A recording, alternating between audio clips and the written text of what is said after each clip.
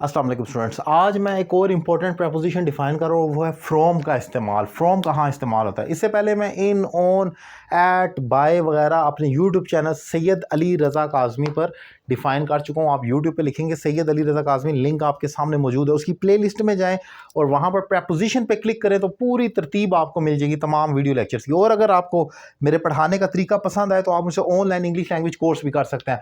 Topic start करते हैं। From ये कहाँ पर इस्तेमाल होता है? मैंने मेन पॉइंट्स लिख दिए व्हाइट बोर्ड पर ताकि टाइम की बचत हो। ओरिजिन आपने बताना। ओरिजिन का लफ्जी मतलब होता है इर्तिका, जहां से स्टार्ट होती है कोई चीज, किसका आगाज कहां से हुआ, उसका ताल्लुक बताने के लिए। I am from Lahore, where are you from? I am from Lahore. तो ताल्लुक बताना है अगर आपने, तो वहां पर आपने फ्रॉम का इस्तेमाल करना है। फिर कोई चीज़ किसने भेजी है, हु सेंट, मतलब किसने भेजी। For example a gift from my friend, मेरे दोस्त की तरफ से, उसकी तरफ से दी।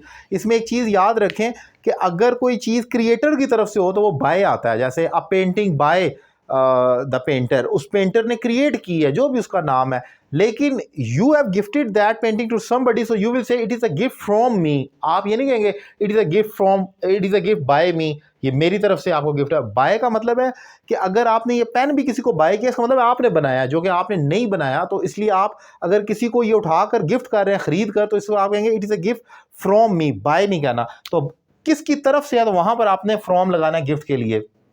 फिर पोजीशन और पॉइंट ऑफ व्यू, किसी जगह को डिफाइन करने के लिए, किस जगह पर आप खड़े हो उस पोजीशन को डिफाइन करने के लिए। For example you can see या you can watch the road, you can see the road from here. इस जगह से खड़े होकर देखें। You can have a very nice view from here, यहाँ से खड़े होकर, तो वहां पर फ्रॉम का इस्तेमाल होगा। और इसके अलावा फिर फ्रॉम ए टू बी, यानी कि एक पॉइंट से दूसरे पॉइंट तक के लिए भी फ्रॉम का इस्तेमाल किया जाता है। For example the distance from Islamabad to Karachi, from Lahore to Islamabad. तो from A to B, from 9 to 10, आपकी जॉब टाइमिंग क्या है? फ्रॉम 9 to 5, 9 बजे से 5 बजे तक। तो एक पॉइंट से या एक टाइम से दूसरे टाइम तक के लिए फ्रॉम और टू का पेयर प्रपोजिशन में इस्तेमाल होता है।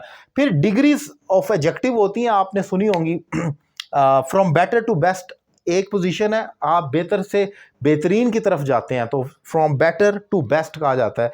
एक कोटेशन भी है, बहुत अच्छी लगती है मुझे, मेरी फेवरेट है, from better to best without any rest. तो ये इसका मतलब ये है कि एक पोजीशन से दूसरी जगह पर जाने के लिए आप जब चलते हैं तब आप कहते हैं। फिर कोई चीज़ किस चीज़ से बनी है, so it is made from iron, this pen is made from plastic, तो प्लास्टिक से बना है, तो वहाँ पर आप फ्रॉम का इस्तेमाल करेंगे। फ्रॉम के साथ ING यानी कि जेरेंड भी आता है एक्टिविटी को बयान करने के लिए। For example I saved him from Fehling in exams, मैंने उसे बचाया इम्तिहान में फेल होने से। आप देख सकते हैं I saved him from Fehling in exams में फेल होने से। फिर एक फ्रेज बोला जाता है, लिखा जाता है, फ्रॉम नाउ ऑन या फ्रॉम नाउ टू ऑनवर्ड कहा जाता है।